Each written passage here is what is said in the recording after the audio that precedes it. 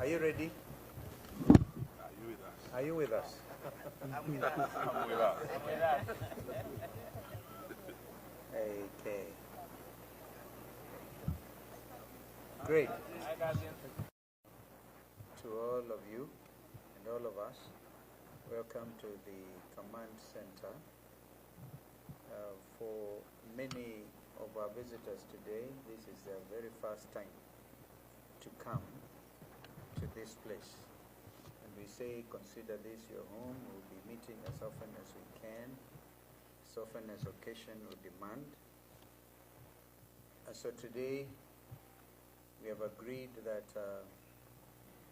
our statement, very important statement, will be issued by our brother J.B. Muturi, former Attorney General, former Speaker, former Minister for Public Service.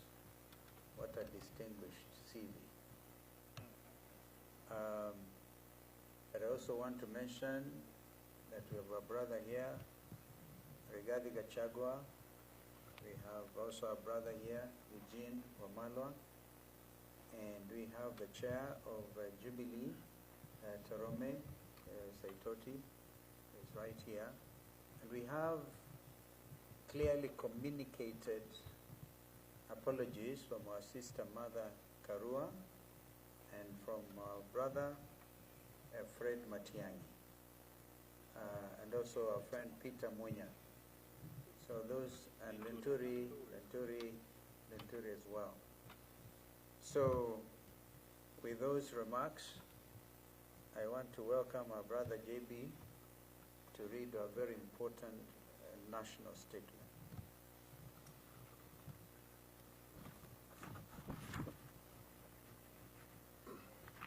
Hi, cousins. As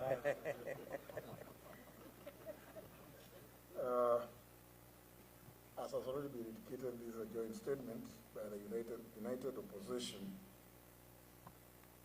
on the murder of Albert Ojwang, as well as the continued intimidation of online and offline critics of the Kenya Kwanza Himian regime. Fellow Kenyans, 3 years ago, none of us could have imagined or predicted that we would be standing in front of you today in shock and horror, listing the atrocities and premeditated killings of Kenyans by the current regime. 3 years ago, many of us were on opposite sides of the political divide. We advocated for our plans and manifestos, eager to make a difference for our country, for the better, for posterity. Whether on the Kenya Kwanza, or Azimio la Umoja, One Kenya alliance sites, none of us gathered here today would have made plans to offer security or ensure that our staff and their families, indeed our own families, have a hotline for protection and help, because the threat of abductions and illegal detentions was an imminent reality. We simply did not imagine it. Nor could we ask any Kenyan to prepare for it. This aberration has been perpetuated by the increased illegal surveillance, abductions, and illegitimate detentions, some of them ascribed to mistaken identity. It has become the modus operandi of a callously inhumane, Ruto-led regime.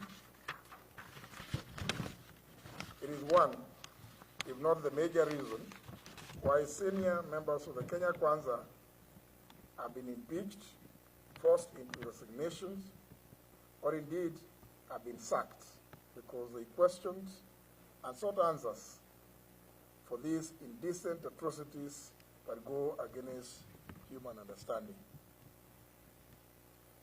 It is the reason, ladies and gentlemen, that these brave souls, unbound and uncompromised, stand here as a united opposition determined to komboa Kenya.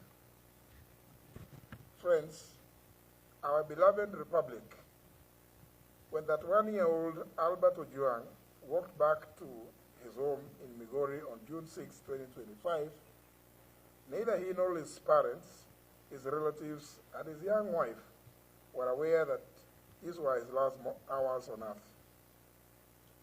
Albert was neither sick nor wounded.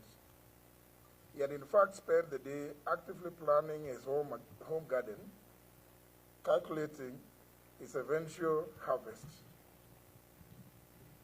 Albert, a Kiswahili and religious studies teacher based in Voi, was a single hope of his parents and father to a 2.5-year-old child. Albert was picked up by police officers riding motorcycles in Kakot, Homa Bay, and taken away because of an alleged offensive social media post about a senior police officer, now identified as the Deputy Inspector General of Police, Eliud Lagat.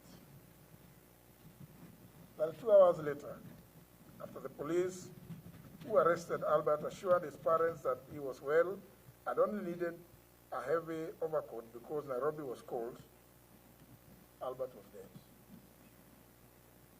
Why Albert was moved from Mawega police station in Homa Bay to Nairobi, 400 kilometers from the alleged area of incident, and specifically Central Police Station in Nairobi, and checked in at the OB number 13/7/6/2/2025 at 9:35 p.m. on Saturday, June 7th, remains unclear.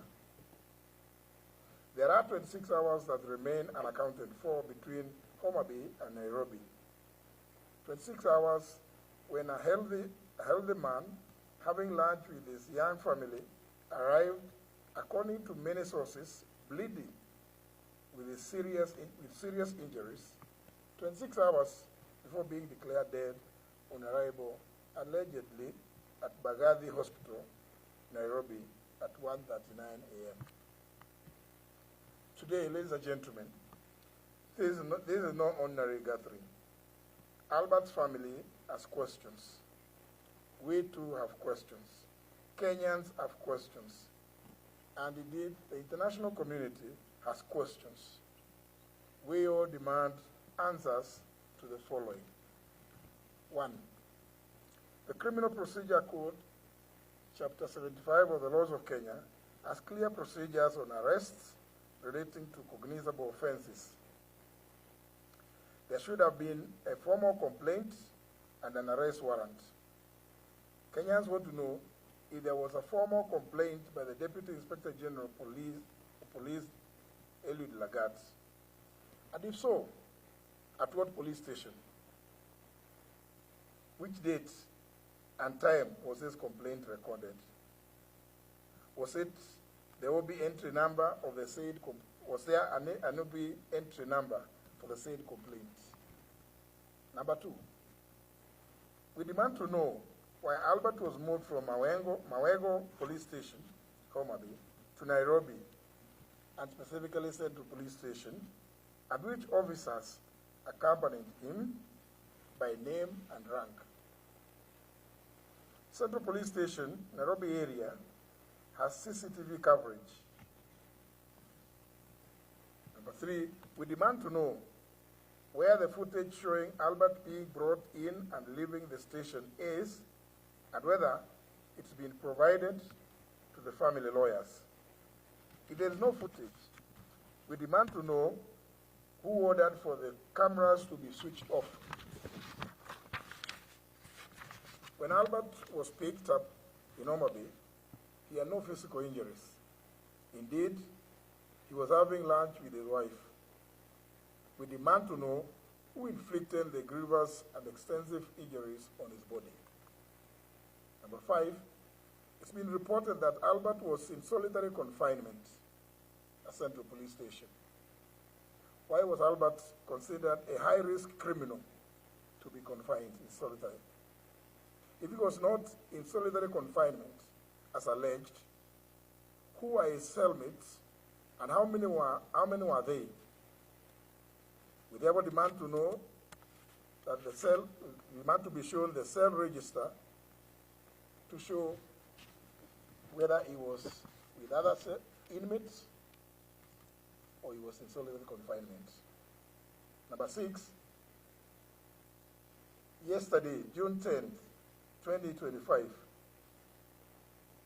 we've read and heard that the Director of Public Prosecutions, the DPP, directed the Independent Policing Oversight Authority, IPOA, to expedite investigations on circumstances surrounding the death of Albert and report within 7 days. This is a cover-up under the fashionable tactic to delay this matter.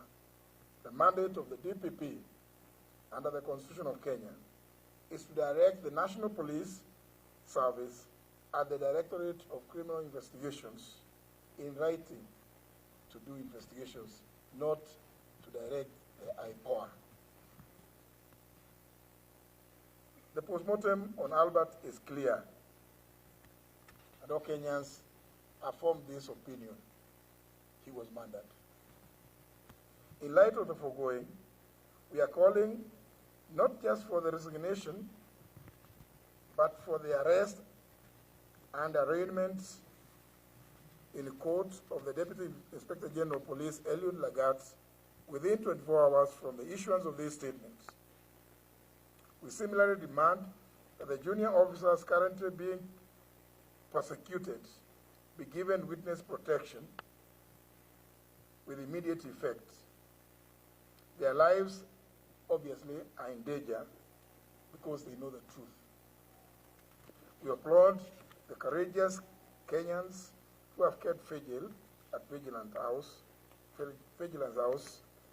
and encourage them to maintain the pressure until this is achieved.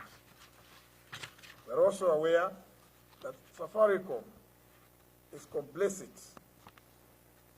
and indeed a facilitator in the tracing and abduction of Kenyans who have either ended up dead or maimed in the hands of police like Albert Ojwang. We want to issue a direct warning that this amounts to aiding and abetting in the commission of these crimes against humanity, for which Kenyans will hold Safaricom responsible and either take appropriate legal action or boycott their services. Finally, ladies and gentlemen, due to the persistent targeting, kidnapping and abductions, intimidation, and love arrests and murder of young people by this heinous and degenerate regime led by William Ruto, we reiterate our call for the June 25th to be a people's public holiday, a day of memorial in honor of all Kenyans who have lost their lives under this regime. Thank you. God bless Kenya. I think it's a very clear statement. Everybody in here, because I think something so serious needs to be digested as it is. Thank you.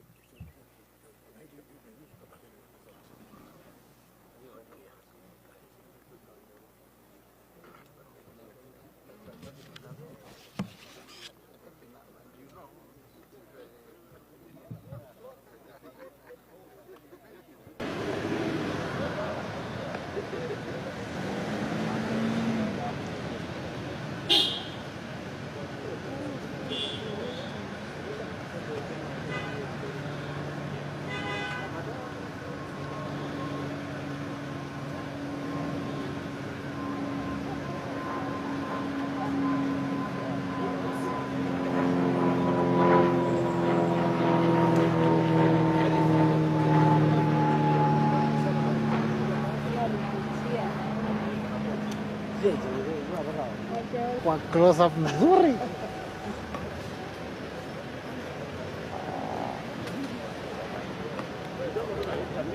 Sawa.